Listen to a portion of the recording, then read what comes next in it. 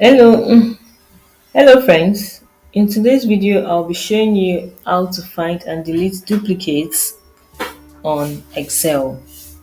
Open the Microsoft Excel software on your PC. Here you can see some rows are duplicated or occur two times.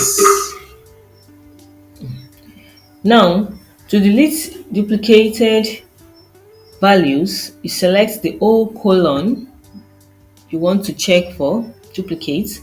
You click on the data at the top. Now you click on remove duplicates. You can choose to expand the section or you continue with your current selection. Then you click on remove duplicates. Now you click on OK. Now you'll be able to see and remove duplicated values in your sheets. You can see now that we're now having one value of this name. It has removed the duplicated one.